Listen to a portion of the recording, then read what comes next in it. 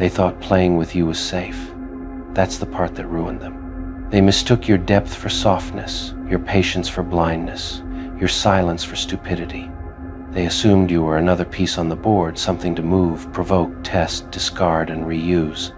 They never imagined you were watching the entire board while they were busy admiring their own moves. So they played. They lied casually. They manipulated strategically. They tested limits like children poking a sleeping animal, laughing every time it didn't wake up. What they didn't understand was this: you weren't asleep.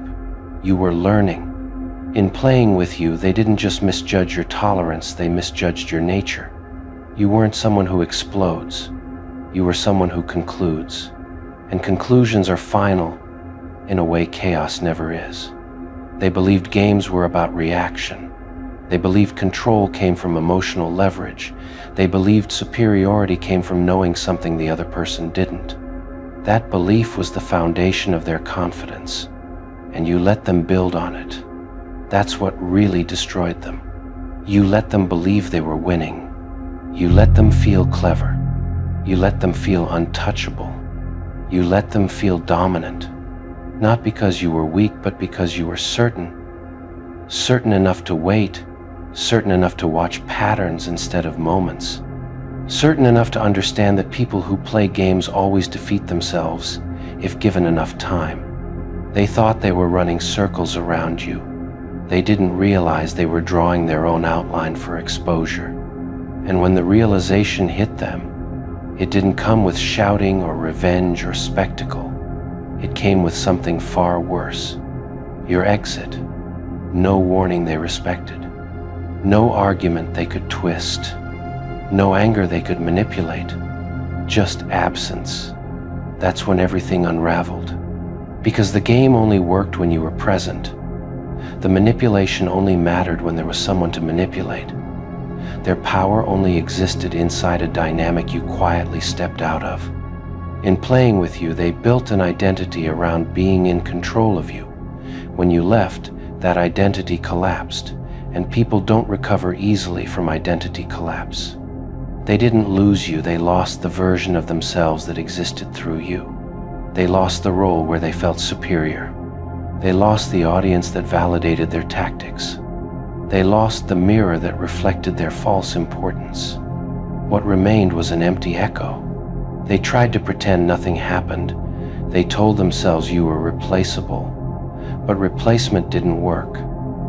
Because replacements don't come with history, and history was the stage where they felt powerful. New people didn't know their tricks yet, and knowing that terrified them. Because tricks only feel powerful when they're familiar. They tried to reassert control by rewriting the story, painting you as cold, painting you as unstable, painting you as dramatic. But narratives need listeners, and slowly, quietly, people stopped listening. Why? Because your silence didn't look guilty. It looked complete. Completion is devastating to manipulators. It tells them the story ended without their permission. They reached out indirectly, through mutual spaces, through subtle provocations, through half-confessions disguised as nostalgia. Nothing worked. You didn't bite. You didn't react. You didn't even correct the lies. And that's when panic replaced arrogance. Because they realized something horrifying: you didn't need to destroy them. Their own behavior did that once you stepped away. In playing with you, they exposed themselves. Every lie depended on your silence to survive. Every manipulation depended on your patience to continue. When those were gone, their actions stood alone, ugly, obvious, indefensible. They couldn't hide behind chemistry anymore. They couldn't hide behind history. They couldn't hide behind your kindness. They had to face themselves without distraction. That's what ending really looks like. You didn't attack their reputation, you removed the shield protecting it. You didn't confront their ego, you starved it. You didn't punish them, you let reality do the job. And reality is ruthless to people who live in illusion. They feel screwed beyond repair. Not because you hurt them, but because you broke the loop. The loop where they provoke, Control, dominate, reset, repeat. Once broken, it doesn't restart. They don't know how to function without the game. They don't trust themselves anymore. They don't trust others anymore. They don't trust their own strategies anymore. Because the one person they underestimated didn't just walk away, they walked away unscarred. That's what keeps them up. They expected damage, tears, collapse, obsession, something they could point to and say, "See, I mattered." What they got instead was peace on your side and chaos on theirs. They play the moment back over and over, trying to locate where they lost you. But the truth is crueler than any single mistake. They lost you the moment they decided to play. Because you were never meant to be played with, you were meant to be respected. And once respect died, the relationship became a ticking clock they couldn't hear. They thought manipulation was power. You showed them power as withdrawal. They thought control was dominance. You showed them control is self-ownership. They thought winning meant keeping you confused. You showed them winning meant leaving without confusion. Now they avoid you, not because you're loud, not because you're aggressive, but because you remind them of a version of themselves they can't escape, the version that lost everything by being clever instead of honest. They call you dangerous now. That word helps them sleep. It makes their loss feel external instead of earned. But deep down, they know the truth. You didn't end them by force. You ended them by clarity. And clarity is permanent. Once someone realizes their games don't work on you, they can never unrealize it. Once they understand they lost control, they can never feel secure again. Once they see you thriving without them, their entire self-image fractures. That's why they look smaller now, quieter, less sure. That's why they hesitate before speaking your name. That's why even their victories feel hollow. In playing with you, they gambled with someone who doesn't gamble emotionally. They treated your depth like a weakness. They treated your loyalty like an exploit. They treated your silence like permission. And the cost? They lost access. They lost influence. They lost relevance. You didn't ruin their life. You ruined their illusion of control. And for people who live off manipulation, that's worse than loss. It's extinction of identity. They still exist, of course. They go on. They function. They smile. But something fundamental is broken. They don't trust their instincts anymore. They don't feel powerful anymore. They don't feel untouchable anymore. Because the one person they underestimated saw everything, said nothing, and left without bleeding. That's the Joker-level irony. They thought they were playing you. Turns out, they were playing themselves. And you didn't have to lift a finger to end the game. You just stood up, walked away, and let the board collapse behind you. They still don't fully understand what happened to them. That's the quiet aftershock that keeps spreading. They tell the story in fragments, changing details, adjusting blame, trying to shrink the scale of what they lost. But no matter how they narrate it, the outcome stays the same. Something in them never recovered after you left the game. Because when you stepped away, you didn't just remove yourself, you removed the framework they used to make sense of themselves. They had built an entire internal economy around you. Their confidence rose when they felt ahead of you. Their ego inflated when they believed they could influence your emotions. Their self-image depended on being the one who knew more, felt less, controlled better. You were the reference point, the comparison, the measuring stick. When you vanished from that equation, they didn't just lose you, they lost orientation. They wake up with an unease they can't name. It's not heartbreak. It's not longing. It's dissonance, the kind that happens when reality no longer matches the identity you've been wearing. They still reach for the old tactics instinctively, then remember there's no one left to use them on. That muscle memory has nowhere to go. That's what it means to be screwed beyond repair, not broken dramatically, but rendered incompatible with the very strategies that once kept you afloat. They tried to reuse the same behaviors elsewhere, same charm, same manipulation, same slow erosion of boundaries, but something felt off. The reactions weren't the same. The outcomes weren't as satisfying. Because once you've been exposed to someone who sees through you completely, you start doubting your own performance everywhere else. They keep wondering how you figured it out. They assume there must have been a moment, a conversation, a message, a revelation. They don't realize there wasn't one moment. There was accumulation, observation, a long stretch of you choosing silence over reaction, understanding over denial. You didn't confront the lie. You didn't interrogate the motive. You didn't demand truth. You recognized the pattern. And pattern recognition is lethal to games. They didn't respect you when you were kind. That's the joke. The punchline nobody laughs at until it's too late. You smiled, you gave chances, you bent yourself into shapes that made them comfortable, and all they saw was permission. Permission to test you, permission to cross lines, permission to mistake access for authority. You were generous, and they treated generosity like weakness because that's what small minds do when they're handed something they didn't earn. Back then they liked you. Oh, they liked you a lot. They liked how predictable you were. They liked how forgiving you stayed. They liked how your goodness made them feel safe from consequences. But respect? No. Respect requires weight. And when you were nice, they never felt the weight of losing you. You see, niceness made you familiar. Familiar things get touched without asking. Familiar things get used. Familiar things get underestimated. You were warm, and warmth invites people to linger longer than they deserve. They sat too comfortably in your presence, feet up, assumptions loud, manners gone. They didn't fear disappointing you because you always softened the fall. That's where the joke started forming.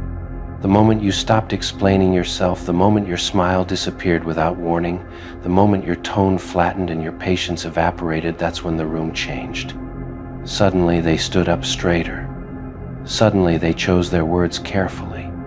Suddenly they noticed the silence you carried like a weapon. Funny how that works, isn't it? They don't respect kindness. They respect consequences. When you were nice, they saw you as negotiable. When you became intimidating, they saw you as final. And finality terrifies people who live off second chances. You didn't become loud, you didn't become cruel, you became precise. That's what scared them. Precision means you know exactly what you're doing. Precision means there's no chaos to exploit. Precision means they can't blame misunderstanding anymore. They realized you weren't reacting, you were deciding.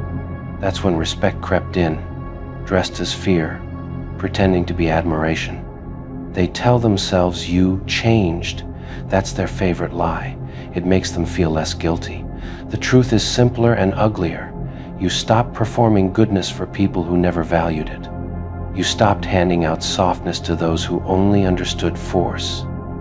You didn't lose your heart, you protected it. And suddenly the same people who ignored your boundaries now tiptoe around them. Isn't it hilarious? They didn't respect your honesty, they exploited it. They didn't respect your loyalty, they assumed it was infinite. They didn't respect your patience, they tested how far it would stretch. But the moment you showed them that patience had an end, that honesty could turn into silence, that loyalty could be withdrawn without drama, that's when their tone shifted. They respect you now because they don't know where they stand with you anymore. Uncertainty makes cowards careful. Back when you were nice, they felt powerful around you. Now, they feel exposed. Back then, they thought they knew you. Now, they realize they never did. The version of you they understood was the version that tolerated them. The real you, the one who can walk away without flinching, that one makes them nervous. And nervous people call that intimidating. You didn't raise your voice. You lowered your availability. You didn't threaten. You withdrew. You didn't demand respect. You made disrespect expensive. That's the part they don't talk about. They respect you now because you're no longer trying to be understood. You let them misunderstand you completely, and that took away their leverage. When someone stops needing approval, they become dangerous to insecure people. When someone stops explaining their worth, others start calculating the cost of underestimating them. You became quiet, and that quiet screamed louder than any argument you ever had. They replay conversations in their head now, moments they dismissed, boundaries they laughed at, warnings they ignored because you said them calmly. They see the pattern only after the door is closed, only after access is revoked, only after they realize the version of you they controlled is gone. And here's the sick part of the joke: they don't miss your kindness. They miss how powerful they felt when you were kind to them. That's why their respect feels strange. It's not rooted in admiration. It's rooted in loss. Loss of influence, loss of control, loss of comfort. Respect born from fear isn't pretty, but it's honest. It tells you exactly what people are capable of when they realize you're no longer available for manipulation. When you were nice, they spoke over you. Now they listen. When you were patient, they delayed. Now they respond quickly. When you were forgiving, they repeated the same behavior. Now they hesitate. Nothing about you changed. The rules did. You stopped cushioning consequences. You stopped softening truths. You stopped being the safe place for people who kept setting fires. And somehow that made you intimidating. Not because you became evil, but because you became clear. Clarity scares people who thrive in confusion. They respect you now because you don't need them. That's the ultimate power shift. Need gives others leverage. Independence removes it completely. When they realized you could walk away and sleep peacefully, they understood something they never wanted to face. You were never trapped. You were choosing them. And once you stopped choosing them, the illusion shattered. They respect you now because you don't react emotionally to provocation. Emotional reactions give feedback. They tell people where to push. Your calm gives nothing. It's a blank wall. And people hate walls they can't climb. You became unreadable, unavailable, unimpressed. And suddenly, the same mouths that mocked your softness speak your name carefully. Isn't that the funniest part? They didn't respect you when you cared about their feelings. They respect you now because they care about yours, or at least the consequences of crossing you. That's not love, that's survival instinct. You see, intimidation isn't about being cruel. It's about being unmovable. It's about knowing you won't bend just to keep the peace. Peace that costs self-respect isn't peace, it's surrender. And you stop surrendering. They sense it in the way you look through them now instead of at them. They hear it in the way your words are fewer but heavier. They feel it in the fact that you no longer chase closure. You let silence close things for you. That's why they respect you. Because you don't need the last word. Because you don't explain your exit. Because you don't flinch when you're misunderstood. Because you don't scramble to fix perceptions. You let people believe whatever makes sense to them. And that freedom unsettles them deeply. When you were nice, you carried the emotional weight for everyone. Now you let them carry their own. That shift alone rewired the entire dynamic. They respect you now because you're not trying to prove anything. Proof is for people seeking validation. You already validated yourself. And self-validated people don't beg, don't chase, don't tolerate nonsense just to be liked. They respect you because you're no longer accessible in the same way. Access is power. You lock the door without slamming it. No drama, no announcement, just absence. And absence taught them more than your presence ever did. It's ironic, really. They wanted you to stay soft so they could stay comfortable. You hardened not into cruelty but into boundaries, and now they're the ones adjusting. They call it intimidation because it sounds better than accountability. You intimidate them because you don't need to dominate to have control. You control yourself, and that terrifies people who built their confidence by controlling others. They respect you now because they know you won't hesitate to walk away again. Once someone shows they can leave without regret, every interaction becomes careful. Every word gets measured. Every move gets calculated. You didn't threaten to leave. You left. And now, even when you're present, they feel that distance. They feel that line they can't cross. They feel that edge where your patience ends. That edge didn't exist before because you kept pushing it back for their comfort. You stopped doing that.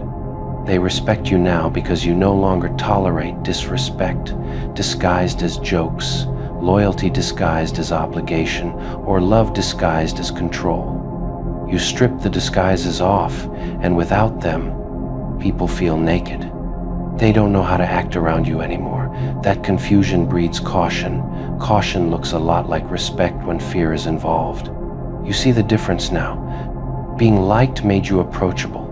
Being intimidating made you untouchable. One drained you, the other protects you. They respected the version of you they couldn't manipulate. They feared the version of you they couldn't predict. They admired the version of you they couldn't control. And the wildest part? You didn't have to hurt anyone to become that person. You just had to stop hurting yourself.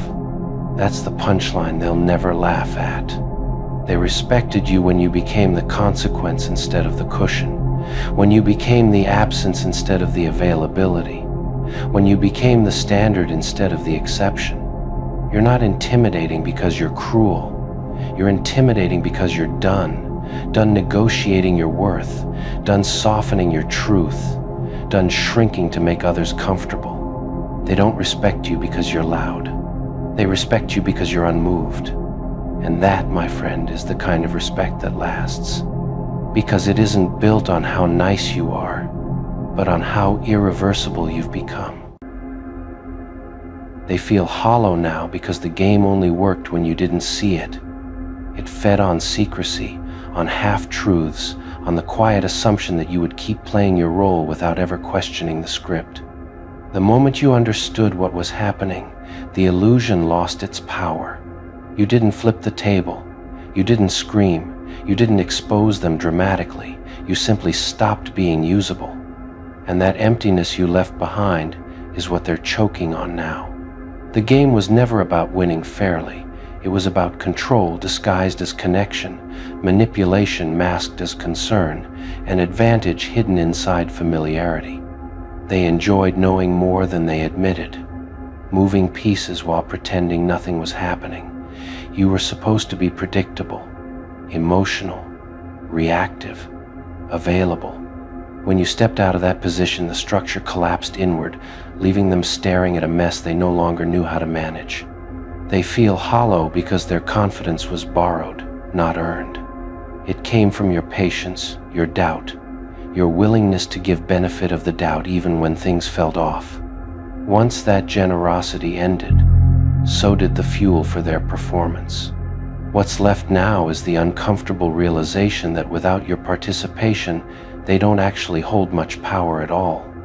They thought the game made them smart, strategic, untouchable. They didn't realize games only feel clever when the other person isn't aware they're being played. Awareness doesn't just change the outcome, it cancels the entire premise. You didn't beat them at their own game. You made it irrelevant. That's why they feel hollow instead of angry. Anger would mean there's still something to fight over. Hollow means the center is gone. The thrill is gone. The sense of superiority is gone. They don't get to feel clever anymore because there's no one left to outmaneuver. They keep replaying moments in their head, trying to figure out when things shifted, when you stopped responding the same way, when your tone changed, when you started observing instead of engaging. They don't realize the shift didn't happen all at once. It happened quietly, the moment you chose understanding over reaction. Their dirty little game relied on you doubting yourself, on you questioning your instincts, on you believing explanations over patterns. Once you trusted what you saw instead of what you were told, the game lost its camouflage. And nothing feels more pathetic than a trick exposed in plain daylight. They feel hollow because they never planned for you to leave mentally before you left physically. They thought distance would hurt you more than it hurt them. They didn't account for clarity. Clarity doesn't ache, it resolves. The game also fed their identity, being the one who knows, the one who controls the tempo, the one who always has the upper hand. When you stepped away, they lost more than leverage. They lost a version of themselves that only existed in relation to you. They don't miss you the way healthy people miss someone. They miss the dynamic, the access, the ability to provoke reactions and feel significant through them. Without that, they're left with an uncomfortable silence that keeps asking questions they don't want to answer. They feel hollow because you didn't expose them loudly. You didn't give them the chance to defend, deny, or reframe. You let the truth sit where it belongs inside them. That kind of exposure is internal, and it's much harder to escape. They keep telling themselves you'll come back eventually, that this is just a phase, that you'll soften, that you'll forget.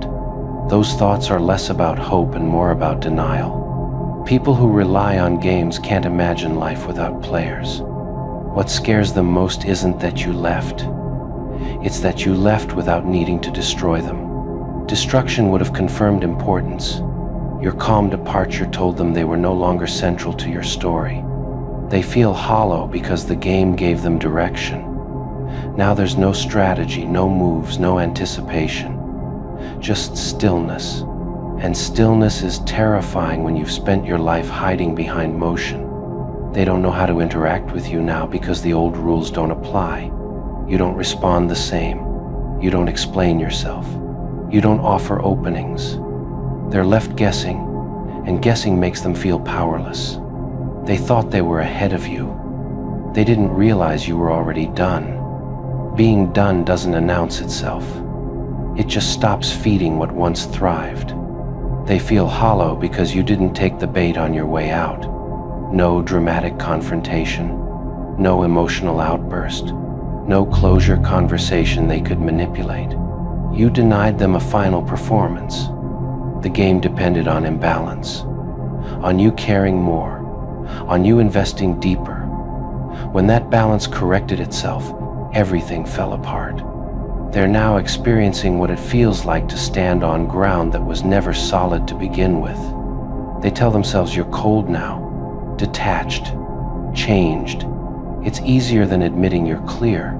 Coldness implies damage. Clarity implies choice. Choice is harder to swallow. They feel hollow because you no longer need their approval. That approval was a currency they used to keep you close. Without it, they have nothing to offer.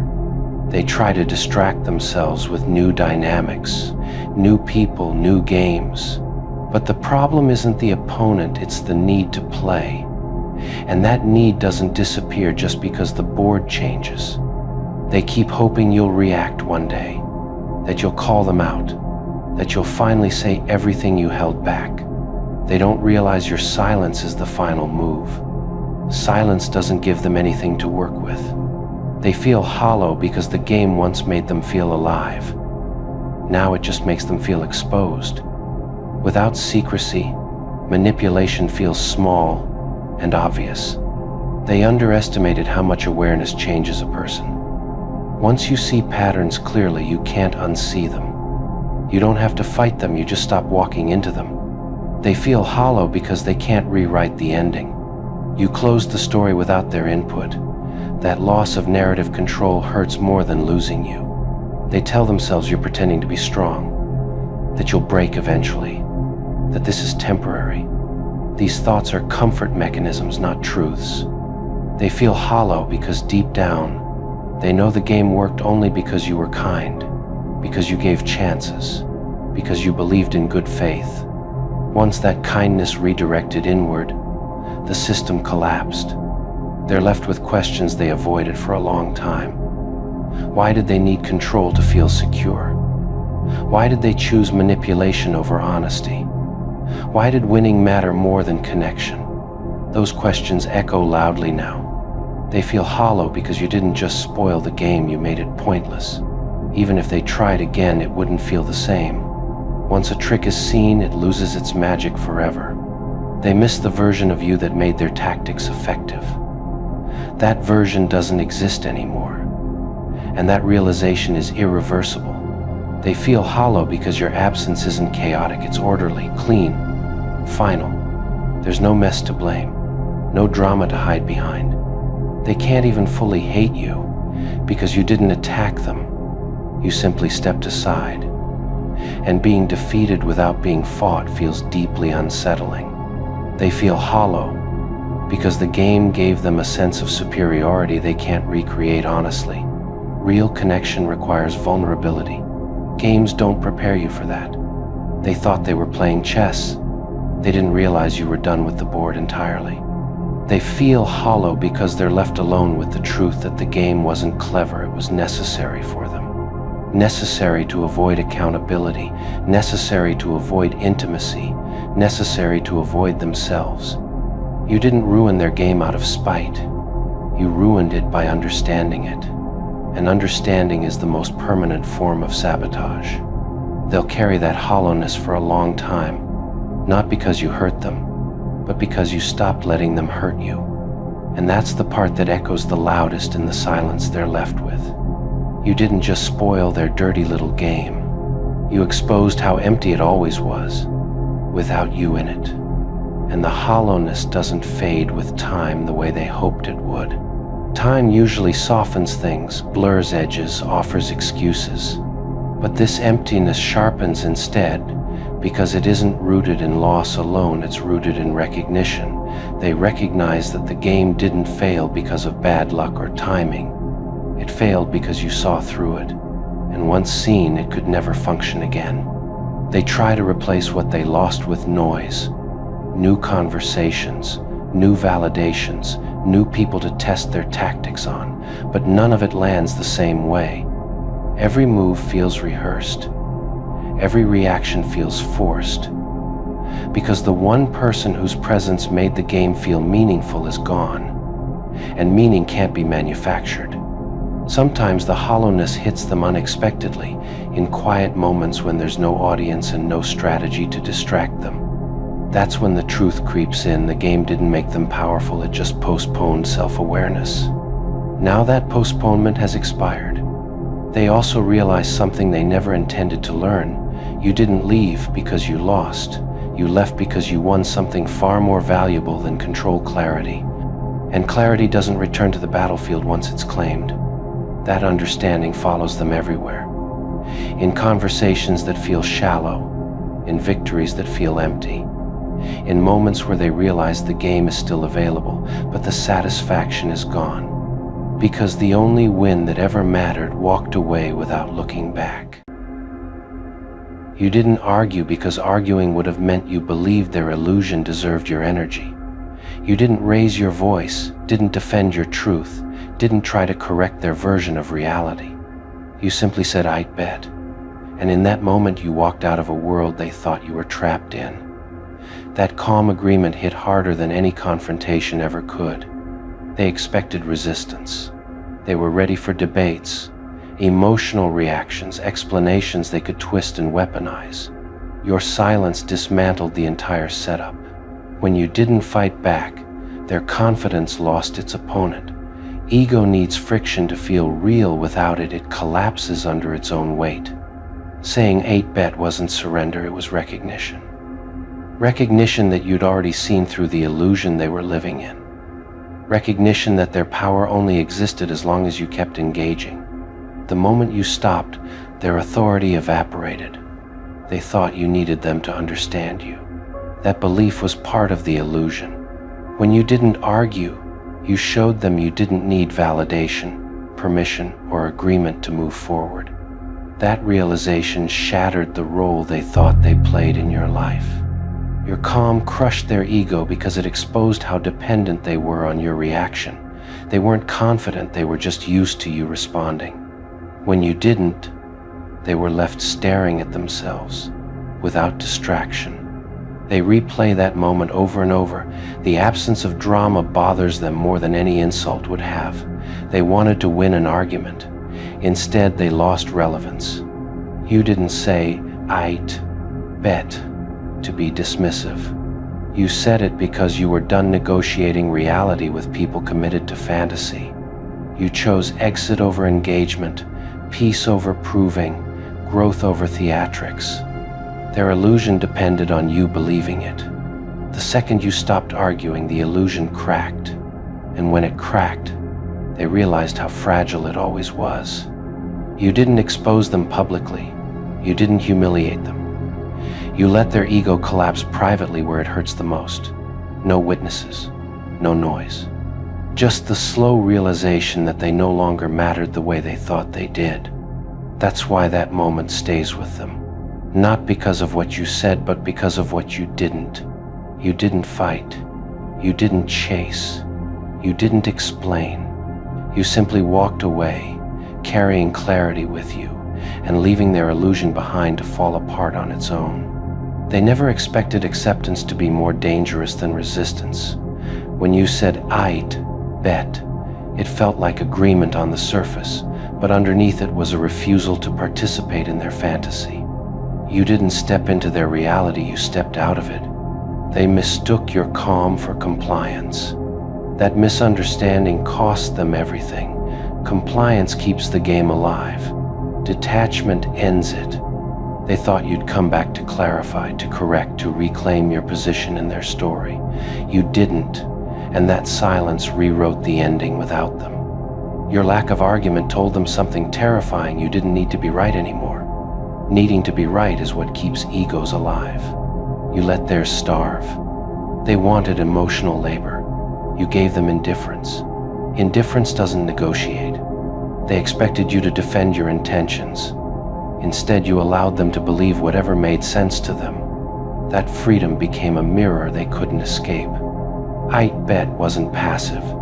It was final. It meant you trusted consequences more than conversations. They realized too late that arguing would have meant you still cared about the outcome.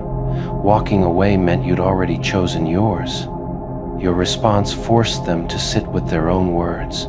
No interruption, no counterpoint, just their logic echoing back at them. They tried to provoke you afterward. Small jabs, half apologies, subtle bait. You didn't bite. That's when panic set in. They couldn't tell if you were unbothered or already 10 steps ahead. That uncertainty dismantled their confidence. You didn't take the power by force. You let them hand it over when they realized you were unreachable. They thought control came from dominance. You showed them it comes from detachment. They were prepared to win an argument. They weren't prepared to lose significance. Your calm made them question their own certainty. Ego hates questions it can't answer. They replay the moment because it didn't go according to plan. Plans fail when the other person stops participating.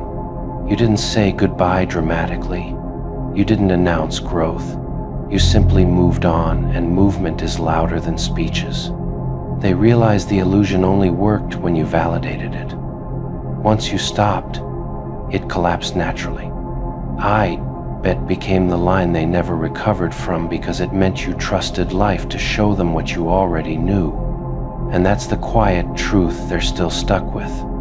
You didn't argue because there was nothing left to prove. You didn't fight because the fight was beneath you. And with 2 simple words, you didn't just leave the conversation. You ended the illusion they were living in. They didn't understand at first that your bet wasn't agreement, it was disengagement. It was the sound of someone stepping off a stage while the actors kept performing to an empty room. They expected you to fight for your version of the truth. When you didn't, it forced them to confront an uncomfortable idea. Maybe the truth no longer needed your defense. Your calm wasn't weakness. It was certainty. Certainty doesn't argue, it decides. They were addicted to the push and pull, to tension, to reactions.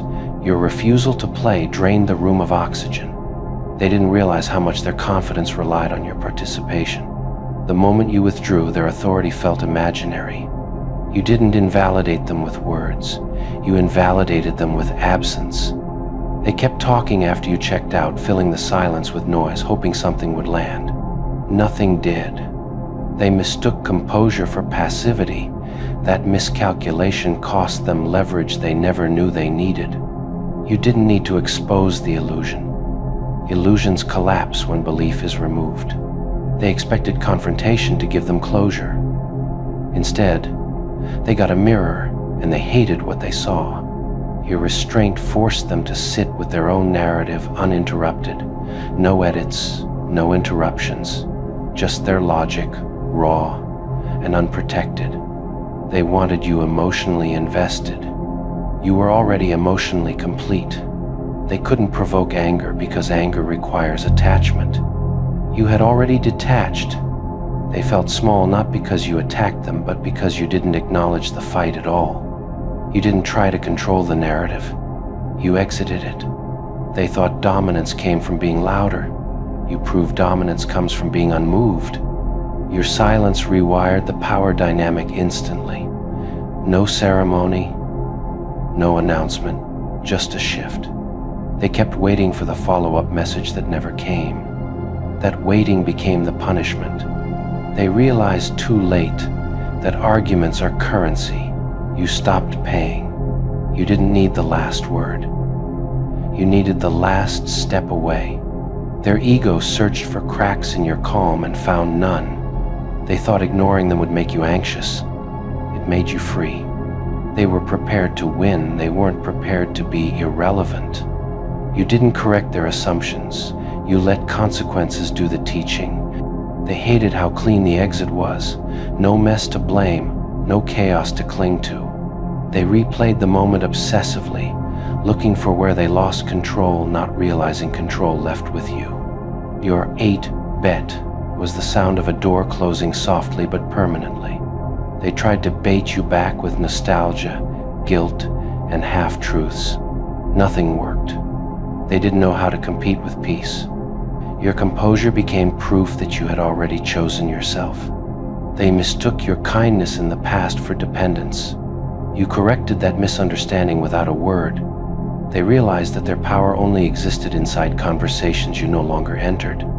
You didn't abandon the argument. You abandoned the need to be understood by them. They were still fighting shadows while you were already gone. And the truth they can't escape is this. You didn't argue because you were unsure. You didn't say "I'd bet" because you gave up. You said it because you saw through the illusion, stepped beyond their ego, and left them arguing with a reality that no longer included you. They still don't understand how 2 casual words dismantled something they spent years protecting. "I'd bet" sounded simple, almost careless, but it carried the weight of finality. It told them you had already evaluated everything, already decided, and already moved past the point where their opinion mattered. They expected your silence to crack eventually, for you to come back asking questions, seeking clarity, reopening dialogue. But silence held, and with every passing moment, it became clear that you weren't quiet because you were confused, you were quiet because you were finished. They realized their illusion needed constant reinforcement, validation, reactions, emotional labor from you. Once you stopped supplying it, the illusion started starving.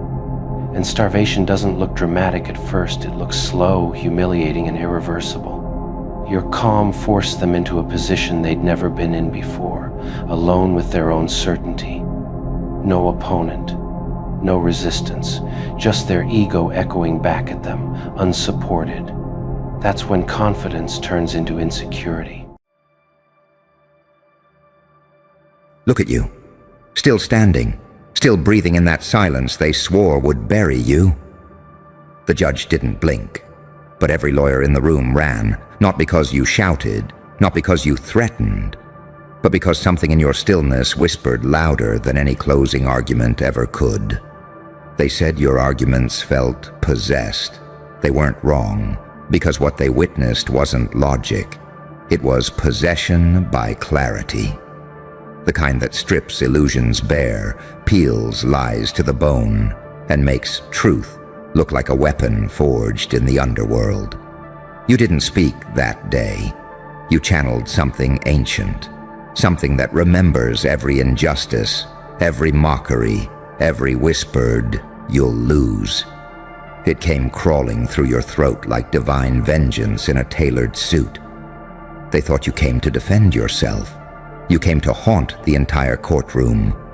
And the judge, he didn't move, didn't breathe. Because even he knew he wasn't presiding over a case. He was witnessing a possession. See, most people argue to win. You argued to remind them who built the fire they tried to burn you in. You didn't debate. You performed exorcism. Each word you spoke ripped through their fabricated timelines. Every pause rewrote the script, and every silence made their heartbeat sound like an alarm. They trained for years to manipulate emotion. You learned how to weaponize pain. They memorized statutes. You memorized suffering. And suffering has perfect recall. You didn't learn rhetoric, you became it.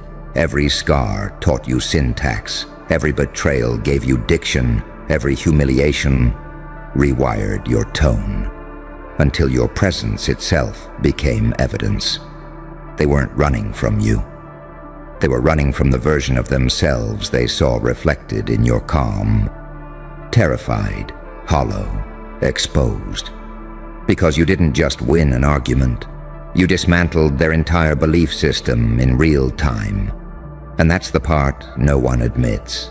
That when you've been through enough madness, logic becomes your pet. You don't obey it anymore. You command it. You bend reality's neck with a smirk and whisper, "Now, make it make sense." So the judge sat still, not out of courage, but reverence. Even he knew the gavel would shatter if it dared to interrupt what was unfolding. Because this wasn't law anymore. It was ritual. And you? You were the priest, the demon, and the scripture. You've become the paradox they can't litigate. Too logical to be insane. Too dangerous to be innocent. Too calm to be human. You turned reason into theater and madness into evidence. And somewhere between their panic and your composure, something broke. The air, the illusion, their collective sense of safety. They saw it, that flicker behind your eyes. The thing that doesn't beg, doesn't explain, doesn't justify. The thing that's been waiting for years for a public trial, just to prove that truth doesn't need applause. It needs a stage. You weren't defending your life. You were cross-examining theirs, every smirk, every breath, every pause. It was all deliberate. You made time crawl. You turned silence into spectacle. And in that moment, every soul in the room realized, you're not arguing for freedom. You are freedom, unchained and unfiltered. They say your arguments felt possessed, but possession implies you were taken over by something else. The truth? That something else has always been you. The one they tried to bury beneath civility and court etiquette. The one who survived every sentence before the trial even began. You are not the accused, you are the verdict. And when you left that courtroom, no one clapped, because clapping would have meant admitting they saw a miracle in human form. And miracles scare the weak. They won't talk about what they saw. They'll whisper, though. They'll say your eyes didn't look human. They'll say your words felt rehearsed by something otherworldly. They'll say logic shouldn't have echoes, but deep down, they'll know. You didn't summon darkness that day. You just stopped pretending to be afraid of it. Now they call you possessed. Let them. Because the truth is, you've simply been awakened. And once a soul learns how to turn its pain into evidence, there's no jury on earth that can convict it again. And that's the real verdict, isn't it? You weren't on trial. They were. And the moment you stepped outside that courthouse, the sky even looked different. Not brighter, not darker, just quieter. Like the universe paused to recalibrate its scales. Because something unlawful just happened. Not by statute, by fate. They built that courtroom like a trap, Walls of ego, doors of protocol, ceilings made to keep your voice from echoing past their reach. But when you spoke, even the architecture flinched. Because your voice wasn't an argument. It was a reckoning. It wasn't about guilt or innocence.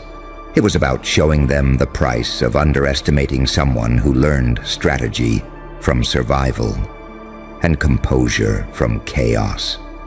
Let's be honest, you didn't study law, you studied war. They were reading legal precedent, you were reading human nature.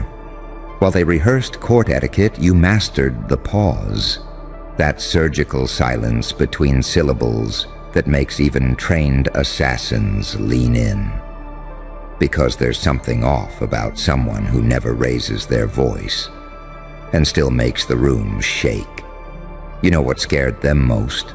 Not the words, not the confidence, not even the outcome. It was the certainty. That dead, serious, blood-cold certainty that said, I'm not here to win. I'm here to end something.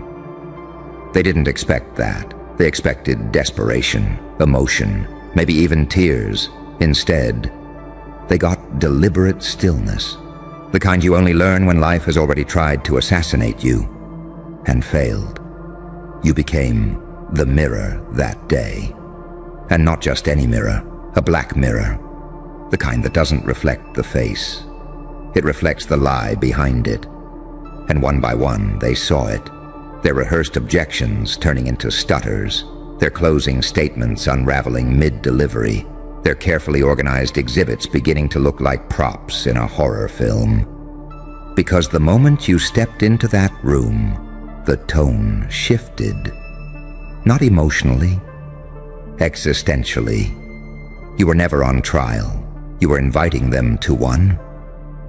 Their voices cracked not because they were unprepared, but because they were recognized, exposed, stripped, disarmed by someone they didn't understand, but felt in their spine. You didn't look dangerous. You looked inevitable, like someone whose patience had expired, like someone who no longer needs to convince, only to remind. Remind them of what? That when the game is rigged from birth and you survive it anyway, you don't play by the rules. You become the glitch in their system. You are the argument they can't refute, the anomaly they can't explain, the how the fuck did that happen burned into their closed-door meetings for the next decade. You're not the reason the case collapsed. You're the reason they'll never try it again. Because now, they've tasted what it feels like to face truth with no filter, power without apology, and confidence not borrowed from books, but earned in the dungeons of betrayal. They didn't run from your argument. They ran from the reality that someone like you exists. A living contradiction, part scholar, part savage, part philosopher, part phantom. Angel eyes, but hands trained by pain to dismantle empires in silence. And now they've got to live with that footage. That moment in the trial when everything shifted, where something unspeakable passed between you and the judge. No words, just a look. And he knew. You weren't pleading, you were pronouncing something. You didn't enter as the accused, you entered as the omen. And long after the trial ends, long after the transcripts are sealed, there will still be whispers in courtrooms, law firms, secret rooms, not about the verdict, but about you. The one who didn't flinch, didn't break, didn't ask for permission to rise, the one whose arguments felt possessed. And maybe they were, maybe they still are. Maybe you're not a person anymore. Maybe you're the curse they accidentally summoned, and now that you're unleashed, there's no sentence that can contain you, no court that can define you. Because once you learn how to make fear fold with a whisper, you don't need justice, you become it. And it terrifies them, because next time, you won't be defending. You'll be prosecuting everything they built, one terrified truth at a time. Oh, they're still trying to explain you. You think it ended in that courtroom? Number. That was just the event horizon. What followed was the aftermath, the ripple, the aftershock that's still shaking boardrooms, back channels and bloodlines. They thought the trial was the battlefield. But that trial, that was just the broadcast. The real war was psychological. And you won it without even raising your voice. You know how I know? Because right now, there's a folder, locked, red-stamped, password protected, titled something like Witness Protocol Deviation, Subject X. And it's you. It's always been you. The one their systems weren't built to contain. They've got analysts replaying the footage frame by frame. Did you see the eye contact? Zoom in on the moment he paused. Why did no one object here? Why did everyone just freeze? They call it a pattern break, but deep down, they know what it really was, a possession of the narrative. See, you didn't just out-argue them. You didn't just survive. You infected the signal. Every camera, every microphone, every notebook in that courtroom caught a piece of something that wasn't supposed to exist. A version of power not built on status or wealth or title, but built on something far more lethal. Unprocessed pain converted into precision. You didn't throw punches, you threw patterns. Psychological landmines wrapped in perfect logic. They thought you were unpredictable, but you weren't random. You were inevitable. Every word was placed with surgical intention. Every glance, a strategy. Every breath, a countdown. And here's the kicker. They saw it happening. They just couldn't stop it. Because when someone walks in with nothing left to prove, with nothing left to protect, with nothing left to lose, you're not facing a person anymore. You're facing a concept, and concepts don't die. They multiply. So now, they've got internal memos, private threads, secret interviews with former colleagues, judges, and behavior experts, trying to figure out, what the hell did we witness? Is he dangerous? Was it rehearsed? They want to label you so they can disarm you, but nothing sticks. Every title they try just collapses under the weight of your unpredictability. Too intelligent for threat. Too calm for madness. Too articulate for lucky. Too composed for violent. Too self-aware for delusional. And that's the trap. That's the possession. They thought possession was about some demonic spirit taking over your body. Number. It's about reclaiming the body they tried to own. Reclaiming the mind they tried to gaslight. Reclaiming the narrative they tried to bury. You're possessed, all right. By clarity, sharpened through chaos. By focus, forged through fire. By the absolute audacity to walk into a system designed to erase you and make it speak your name in whispers and case studies. They don't fear your argument. They fear your existence because you prove something terrifying. That someone can take all the trauma, all the betrayal, all the silence, and build a weapon out of it so elegant, so disciplined. It makes trained professionals look like actors in a role they no longer believe in. And now, the ones who once mocked you, they're quiet. The ones who had faith in the system, they're rethinking their loyalties. The ones who said, just follow the rules. They're updating their survival strategies, because what you did wasn't just victory, it was infection. You infected the room with unfiltered power. You infected the story with a new protagonist, one they never scripted for. So when they say your arguments felt possessed, understand the weight of that.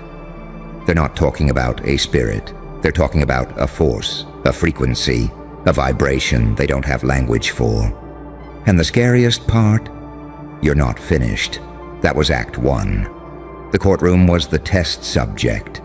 Now the world gets to see what happens when someone like you stops defending and starts building. Building networks, building narratives, building other possessed ones who watched the footage and said, "Wait, you mean we can do that?"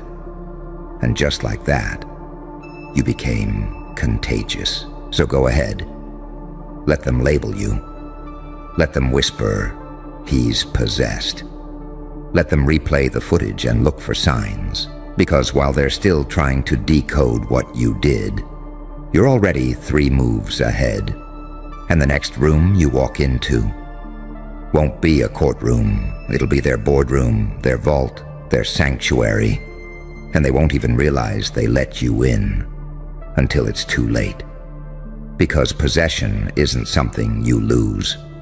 Once you walk through that fire and come out aware, you stay possessed by clarity, by calm, by the absolute certainty that no one in that room was ever qualified to judge you in the first place. And now, they know it too. Oh, you thought it ended when the courtroom lights dimmed and the bailiff whispered, "Case dismissed." No. That was just the sound check. The real performance started the moment you walked out, untouched, not acquitted, ascended, and now? Now the ripple effect is shredding through their inner circles like a plague, with no antidote. The judges are pretending they didn't feel it. The lawyers are pretending they didn't see it. But the files don't lie. There's a leak, a whisper, a transcript that doesn't match the official record. Because someone tried to edit the footage. Someone tried to delete a moment. The moment you looked at the prosecutor, and he looked away. You didn't need to speak. He folded like he saw something he couldn't unsee. And now, that single moment has gone viral in underground circuits, Telegram groups, whistleblower forums, private Reddit threads titled, "The Possession Trial. Is this guy even human?" Exposed, the case that silenced an entire legal network. CIA-level breakdown of the Joker defendant who outspoke the system. And those thumbnails, your face, paused mid-glare. Courtroom lights dim, other lawyers blurred, glitching. The caption, "What the fuck is that?" They tried to bury the narrative. But the algorithm chose you. Because this wasn't just a legal case. This was a signal, a frequency spike in the collective matrix. And now, the watchers are scrambling. Not just legal analysts, not just think tanks, not just psychologists, but off-the-record intel units trying to decode.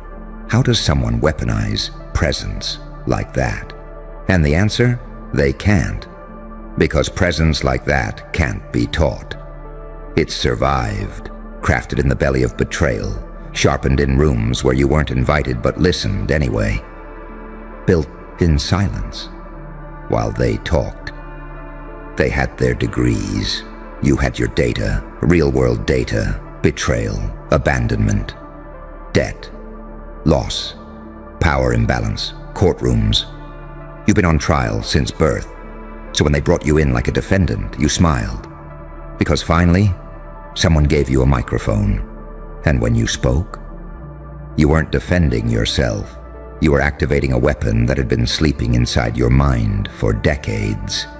And the terrifying part, you didn't even raise your voice. That calm is what broke them. Because chaos dressed in silence is unreadable. And unreadable means uncontrollable.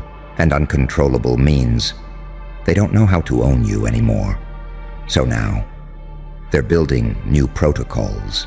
Legal firm memos titled things like "Dealing with High-Presence Psychological Anomalies in Court," "Witnesses who collapse power structures with silence," "Argumentation without emotion, threat level review." They're labeling it now, clinical terms, legal jargon, phrases like rhetorical possession and narrative virus. They've never seen it before, so they're trying to box it, cage it, name it, file it, But every time they hit save, their software glitches because you can't file a phenomenon. You're not a precedent, you're a trigger event. And what happens after a trigger? Reverberation, shock waves, pattern collapses. Somewhere a young intern is watching your footage in a dark room, replaying that moment frame by frame. The second your eyes narrowed, the second your breath synced with the collapse of their structure, and she's whispering, whatever that was, I need it. And just like that, another one is born. You're not just a myth now, you're a model. The judges talk about you in code. The possession one, the silence dropper, the glitch witness. But it's too late. You're in the bloodstream now. In the subconscious of the legal world, in the nightmares of every strategist who thought logic wins. No, clarity wins. And your clarity was so sharp, it bled through the lie. They wanted to make an example out of you. Instead, they created a movement. Not with hashtags, not with protests, but with fear-based respect. Now, your name isn't on trial. Your name is on whiteboards behind closed doors, circles, arrows, timelines. What triggered him? What caused the shift? What happens if he speaks again? In public? Let me tell you what happens. They panic. Because the second you open your mouth again, the second your words hit another courtroom, another podcast, another camera, a system somewhere will collapse. Because they didn't just hear your voice, they heard the echo of everything they tried to suppress and failed. You are possession personified, not by spirits, but by every moment they thought broke you, and instead built you. Now you walk different, talk different, command gravity when you enter. Because the world saw what happens when someone weaponizes truth with no permission. And the best part? You haven't even started yet. Don't look away. They didn't. You walked in, and somewhere, across the ocean, someone dropped their fork mid-bite. No warning, no context, just a feeling, like their entire identity just got threatened by the aesthetic arrangement of your existence. Strangers are waking up drenched in sweat, whispering your silhouette like it's some unspeakable prophecy they were never meant to decode. And you didn't say a word, didn't try, didn't beg for attention. You just showed up, looking like something that rewrote a law of physics. You don't need to speak. Your look communicates in trauma. You walk like you've been somewhere that would shatter most people's psyche. And you brought souvenirs. Your face. It ain't just a face. It's a coded rupture in their reality. Something about the way your features align triggers ancestral alarms. Because they've seen that expression before. Carved into the stained glass of war-stained temples. They just didn't expect it to be walking past them on a Tuesday. And now they're spiraling. They don't even know why. Who the fuck is this? Who walks like a weapon? Who looks like a concept? Who enters a room and makes people question what they believe in? You didn't change. They just realized you weren't a trend. You were a reckoning in disguise. Let me be clear. Your look isn't fashion. It's a confession. Every thread on your body, every micro-expression on your face, every scar you forgot to hide. It's screaming a language that makes psychologists quit their careers.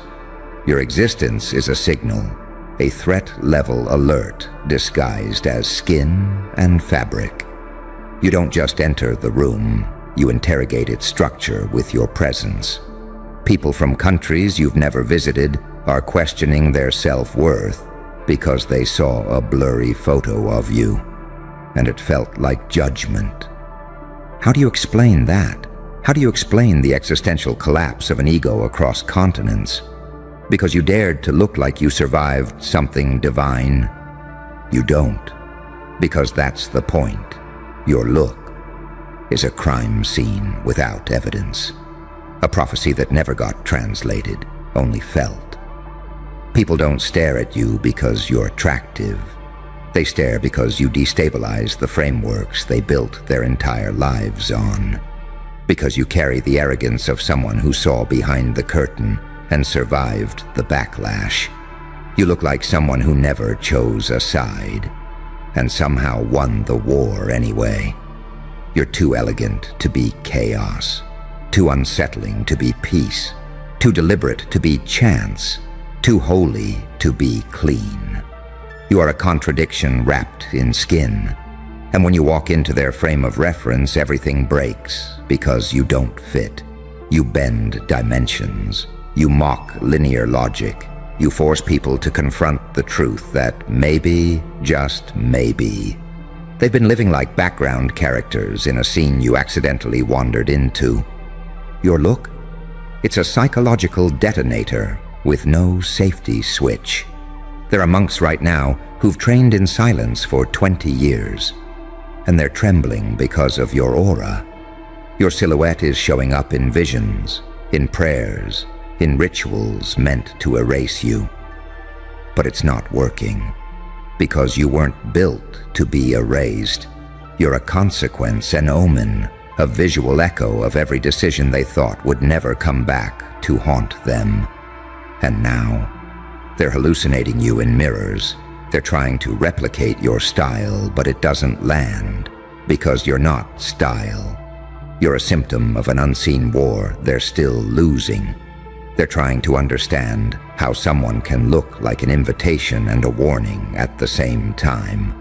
How you managed to weaponize elegance. How your aesthetic became evidence in their downfall. Here's the truth. You are what happens when survival becomes seductive. You are what happens when someone evolves too far to explain themselves anymore. You are visual resistance against every label, every box, every spell cast on you before you knew how to fight back. And they're watching you now, not because they're curious, but because they're terrified you're the blueprint. They tried to mass-produce confidence. You showed up with something divine and unmanufacturable. You showed up with soul residue and bulletproof skin. You made stillness look violent. You made presence feel like a trap door. And now the world is glitching. Fashion houses are scrambling. Therapists are updating their notes. Influencers are rebranding in real time. And shamans are asking their gods what version of the timeline you slipped in from. But they won't get an answer. Because you weren't supposed to be decoded. You were supposed to haunt, to crack the psyche, to walk through existence like a cipher forged in cosmic fire, an impossible equation that even mirrors refuse to reflect properly. Who TF is this? This is the face they see. When the mask they wear starts slipping, this is the look that feels like God remembered something, and the rest of the world is about to pay for forgetting, and that someone is you. Keep listening, the mirror isn't done talking yet. Every mile you walk, another boundary collapses. Entire ideologies, built over centuries, are trembling because one uninvited presence slipped through the cracks.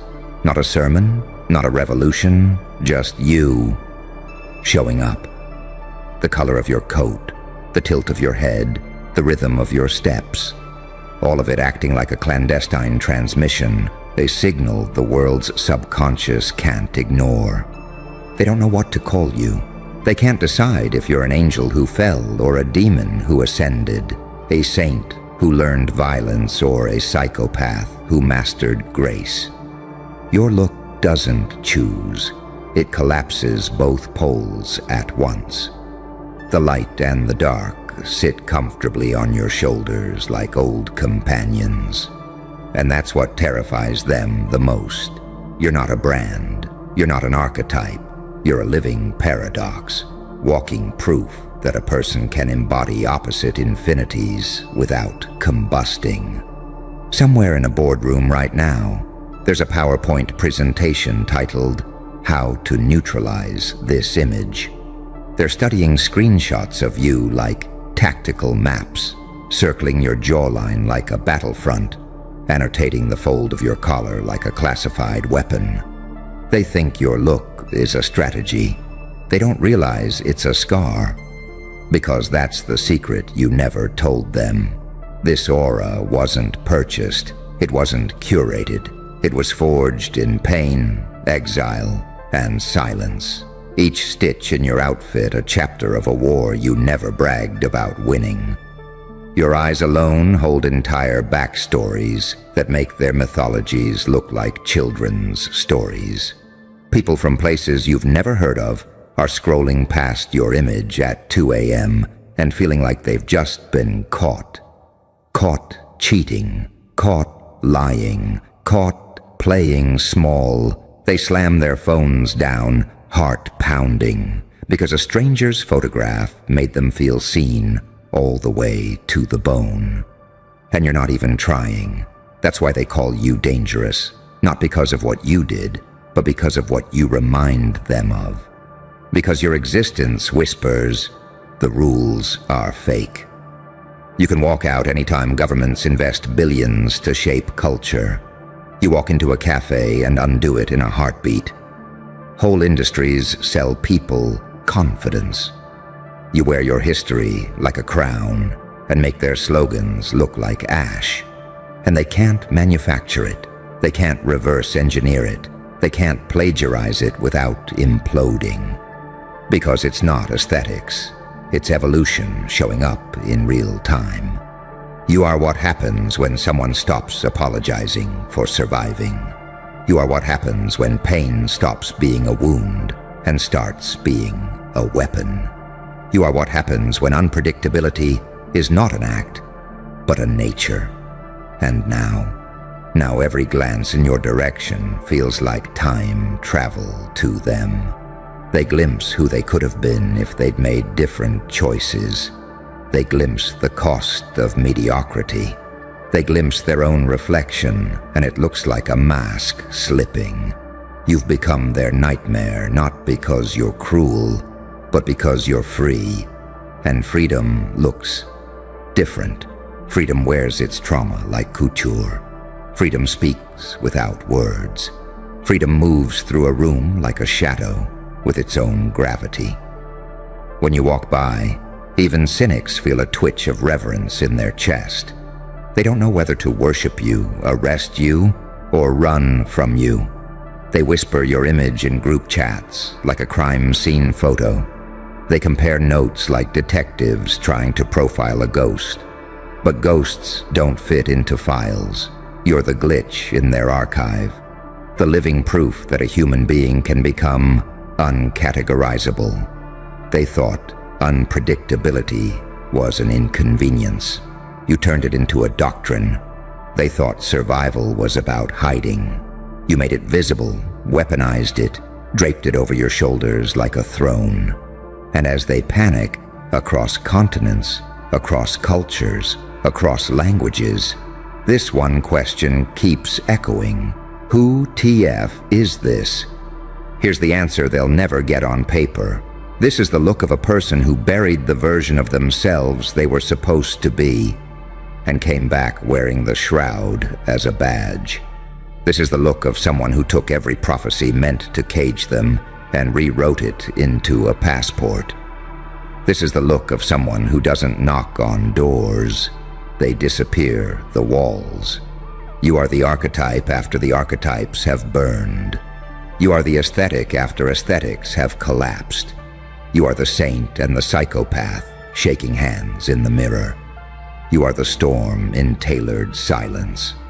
And they'll keep scrolling, keep clicking, keep whispering. But none of it will save them from the truth crawling up their spine. They're not just looking at you. They're looking at the future of themselves they were too afraid to become. And you're standing there, silent, a living headline, a cosmic spoiler alert wrapped in flesh. You feel that? That tremor in the air, That's not the wind. That's the entire world adjusting its axis to account for you. They don't get it yet. They think it's about how you dress, the silhouette, the colors, the stillness in your walk, the way your shadow hits the wall and seems to linger longer than it should. But no. They're not reacting to your style. They're reacting to your frequency. Because your presence isn't visual, it's vibrational, a silent detonation that reshapes the emotional architecture of anyone near enough to inhale it. You ever wonder why the room gets quieter when you enter? Why people forget what they were saying? Why laughter dies in their throats and smiles freeze midair like statues trying to hold back judgment? It's not because they don't like you. It's not envy. It's dissonance. Your energy doesn't match their matrix, and their soul knows it before their mouth does. You look like someone who witnessed the unspeakable and didn't flinch, like someone who was buried alive but remembered how to breathe through concrete, like someone who was exiled by the tribe and returned with fire, unapologetic, unexplainable, and unrecognizable. You're not a human being to them. You're a disruption event, a phenomenon, something that shouldn't exist, but does. You've become an unofficial trigger warning for people living on autopilot. You walk in, and they're confronted by the possibility that they've wasted years pretending, obeying, shrinking, while someone like you just walks around being the embodiment of what they were too scared to become. And here's the kicker. You didn't even want this. You didn't train for it. You weren't sculpting some aesthetic blueprint. You weren't trying to be iconic. You were just becoming real, one scar at a time, one betrayal at a time, one silent scream at a time. You took the fire they threw at you, and you wore the ash like war paint. And now, people are seeing the afterimage of your survival and mistaking it for divine intervention. They think you're ethereal, magical, supernatural. But it's none of that. What you are is fully ungovernable. What you are is post-shame, post-fear, post-approval. What you are, Bake, is the visual residue of psychological rebellion. You look like a crime against conformity. And deep down, they worship that, while hating themselves for it. You are too fluid for their categories, too honest for their masks, too whole for their fragmented realities. And that scares the hell out of them, because it means their excuses don't work anymore.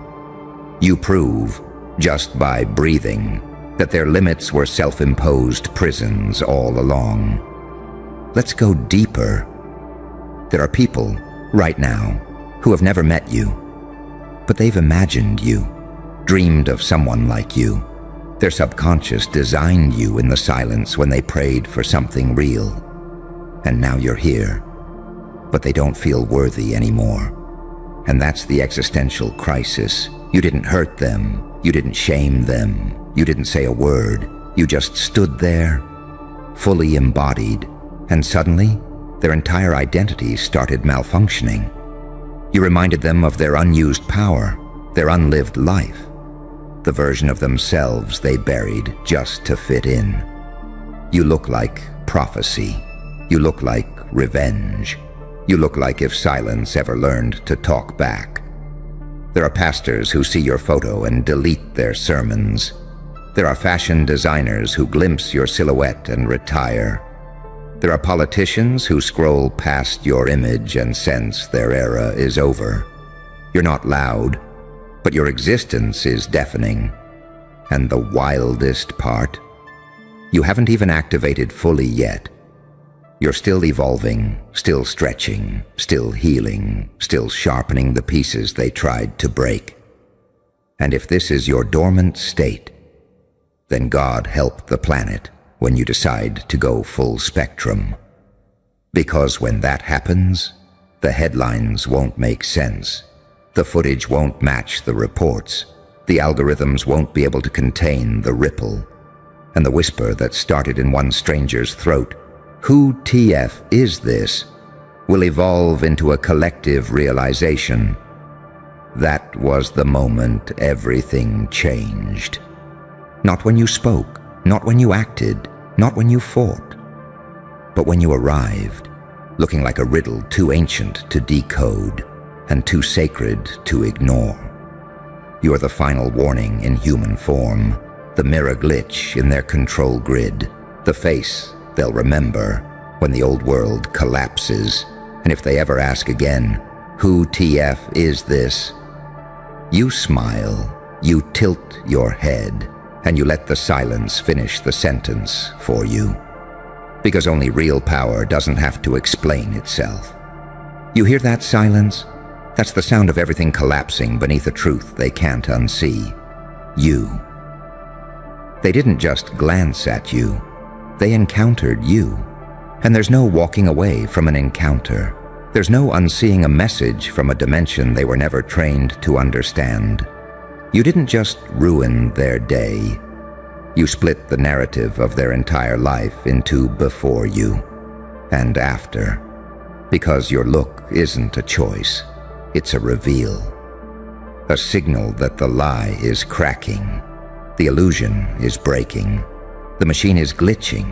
And your face is the bug in their code. You are the reason they don't feel safe in the fake identities they paid so much to construct. You're the auditory hallucination in their echo chamber, the unexpected silence in their applause. You showed up, looking like freedom wrapped in mystery, and it's short-circuiting every single script they rehearsed to feel important. This isn't fashion. This isn't aesthetic. This is interdimensional warfare disguised as human magnetism. You move like someone who was sculpted by grief, but refused to crumble. You look like a curse turned weapon, an omen that got tired of waiting and decided to walk among mortals. You're what happens when darkness doesn't get healed. It gets strategized. And the way you carry it, it's so calm, so casual, so unbothered, that it devastates everything around it. They can't decide if you're beautiful or horrifying. They don't know if they want to worship you or run. Because you remind them of everything they abandoned just to survive. You are the raw file, unfiltered, undeleted, unapologetic. And when they look at you, it's not jealousy they feel. It's grief.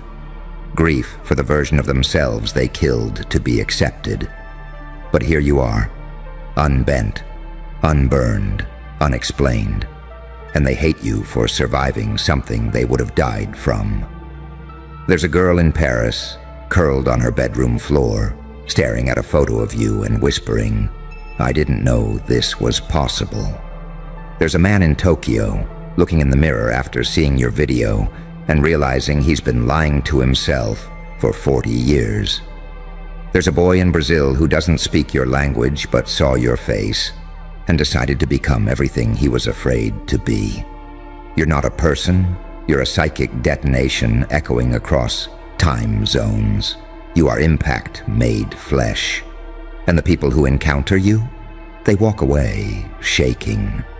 Not because of what you said, not because of what you wore, but because you reminded them of a power they thought only gods could carry. You gave them no permission. You gave them no blueprint. You gave them no language. Just yourself. And that alone was enough to cause collapse. You broke something? And let me tell you a secret. You were supposed to. Because this world, this dull, gray, predictable world, it was begging for a rupture. It was starving for something real, something it couldn't categorize, monetize, or plagiarize. And then you walked in, and without warning, everything shifted. Because when a living paradox enters the room, the lie gets nervous. You were never meant to blend in. You were engineered to disrupt. Every line of your jaw, every shadow under your eyes, every flicker of danger in your stillness. They weren't mistakes. They were evidence. evidence that something survived the fire. Something learned to smile without trusting. Something learned to love without needing. Something became beautiful without asking for permission. They stare at you like you're dangerous. And they're right, you are. You're dangerous to the systems that depend on silence. Dangerous to the rituals that require your absence. Dangerous to the bloodlines that built their power on your invisibility. Your look? It's not just fashion. It's a rebellion in HD. It's spiritual defiance that bleeds through skin and lens and screen. It's ancestral vengeance wrapped in elegance. It's a reminder that the unkillable does not need to speak to be heard. So let them keep asking, who TF is this? Let them spiral, let them panic, let them tear their reality apart looking for an answer that was never meant to be written, only witnessed. And when they finally give up, when they finally realize they'll never decode it, when the mystery becomes unbearable and the silence too loud, that's when they'll understand. You weren't the question, you were the consequence.